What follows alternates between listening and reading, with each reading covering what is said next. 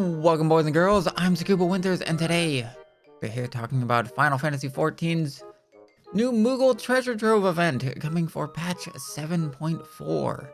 So this one will be happening on November 18th. So if you watch this video at launch, that is next Tuesday, and it will go on until patch 7.4 on December 16th. So we'll get 4 weeks of this event. So we'll get some new items that they added. So the big new one, since they always add like new little earrings, is a steamed dumpling earring. So for anybody who wants to get their steamed dumpling on, you can finally get that. So how do you? Okay, yeah. So I just said it's November 18th all the way till patch 7.4. It's gonna be December 16th. They said it might change. It's not. I mean, unless some really last minute thing happens, I highly doubt. So in this, for those who have never done a Moogle Treasure Trove event before, you go to, let me actually go down because you find a little Moogle guy in any of the 3 main cities. So you can go to Limsa, he's over here, go over here for Gridania, and he's right in front of the Aetheryte in Ul'dah. He'll give you the little Mogpendium, which will show all the different things that you can do to get a special currency of a Moogle tomestones for running certain things. They don't show them here anymore. They'll show them in the Mogpendium. It's mainly just older content, a set of trials, a set of raids, generally like 1 expansion's raids, 1 expansion's 24-man raids. Also, frontline maps are frontline PvP. Generally is always on here. If you want to do your series rewards, since that will also be ending in patch 7.4, you can also grind on both at the same time. But also do note, because there's going to be a lot of people doing that, you're also going to get a lot of dummies in front lines for the next month, so enjoy that. There was also, did they show? Okay, yeah, that's what I just talked about. We also have weekly objectives, so there'll be a small thing, do a number of fates in a few zones, do like beat a person in triple triad, or no, that's the mini Mogwai. That's the which is also a weekly one. It's weird that they have 2 different things, but weekly is, yeah, the weekly one is do a specific dungeon, do a specific trial, which also gives you tomestones, but then will give you an extra like 20 for doing the weekly objective. And then you'll have the Ultimog challenge, which is like a really big thing. Generally, it's get like 10,000 points in an ocean fishing venture, or get to floor 50 or floor 100 in one of the deep dungeons. So end up having that. It's a bit harder, but you have the whole month to do it. So, which you can only do once. These give you 50 tomestones, so you can do those pretty easily. And then for rewards, we have the Steve Dumpling Booze earrings. I hope I'm pronouncing that right. Which will be 100. This is the new little unique item here, since all the other ones are just things you can get easily in the game. But it's made even easier with this event. We have the Porksy earring. This actually was a previous Moogle Tomestone event, like the Booze earring. So you can just, if you missed it the first time, you got another shot getting the Porksy earring now.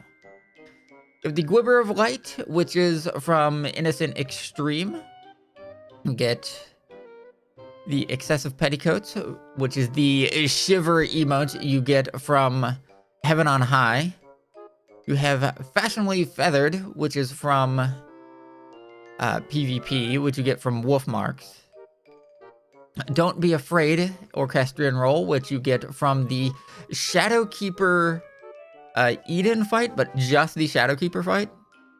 So this is actually much easier to get here because 1, you gotta run that fight.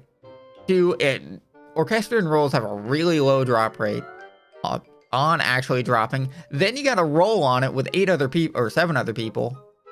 Then you gotta hope that you actually win it, or you can just do 50 tomestones and get it here. Tinkerbell, which you get from the Archeo Twintania Super Boss Fate in the Tempest. That is one of the rewards for beating that, or getting like the items that you get from it. And next we have the Red Mage Barding, which you get from the Anemos lockboxes from Eureka Anemos. You have the Paracel, the Black Paracel, which you get from Sky Steel scripts from the Firmament. You have Crescent Moon Underground craftable items. You have 50,000 MGP tickets, so you just get this, you use it, and you get 50,000 MGP. For the Gold Saucer, you have the mount you get from the Sylph Beast Tribe quest, and the amount you get from the Sahagin Beast Tribe quest. Though also keep in mind that while you need the tokens to get these, you also have to pay money. Or wait, no, I don't think you need tokens. You just have to pay money, which is 1,200 gil. So if you don't want to pay that, you can just spend 30 Moogle tomestones. You have the legendary Kamu Fife, which is from Shinryu. You have the auspicious Kamu Fife, which is from Byakko. Byakko is very easy to beat unsynced, especially get a whole party of people now. You can knock this guy out in like 10-second runs, so you could save yourself some time doing that. You have a bunch of craftable items here. You have the Cuckoo Clock, the Eastern Canopy Bed, the Wondrous Parfait, Ilmoran Divin, and the Ivory Curtain. And you have the Wind Up Sahagin, which you get from the Sahagin Beast Tribe quest. These cost 2,500 gil to buy, so if you want to save a bit of gil, you can just buy that Sahagin, or that minion from there. You have the Warg set, which you get from the Grand Cosmos. So if you don't want to save yourself, if you don't want to spend a bunch of time grinding out that dungeon, you can just buy these here. You have the special Time Worn maps. These guarantee portals for doing treasure dungeons. So you have the level 70 maps, the level 80 maps, and both versions of the level 90 maps. One of these is the normal map. I'm pretty sure this is the normal map, and this is the roulette map. As the level 80 map, it's random which one you got into, and they never did split that up. So you're still having to deal with that. You get the riding mounts, which normally are bought with a Realm Reborn hunt seals. You get the maps for the Central Shroud, East Shroud, pretty much all the Shroud areas, and Mordona and Kurthus. So these give you extra bit of mount speed, but only for ground mounts. If you fly, you get the double speed anyways. So you have, next we have some Triple Triad cards. You have the Lost Lamb Triple Triad card you get from beating one of the people in the Gold Saucer, so this shouldn't be too hard to get normally. Then you have the Magitech Colossus. This is one from beating the main person in the middle from the Triple Triad Battle Hall. That guy cheats because all of his cards are like 4 or 5 star cards. So paying the 10 Moogle Tomestones actually probably going to be a lot easier to do, because this dude, while the card is kind of easy to drop, he's so hard to beat because he's so unbelievably cheap and just cheats with way super powerful cards. You have the Prometheus card. You have, this is obtained from the Gimlet Dark Dungeon. You have the Mother Porksy, gotten from the Motoya's Relic Dungeon. And you have the Ruby Weapon card, which is obtained from the Ruby Weapon Trial.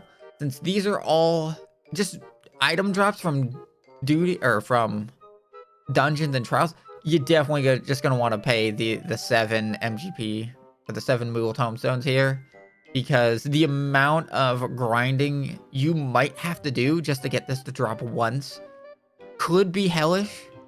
And these are kind of later dungeons that most people aren't really running that often.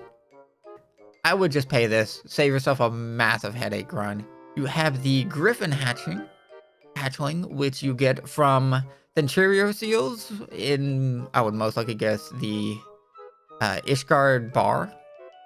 You have the wind-up Hobgoblin, which you get from, sometimes you get from quick ventures from miners, and I think a specific like 18-hour one. So these go for around 300,000 gil on the market board.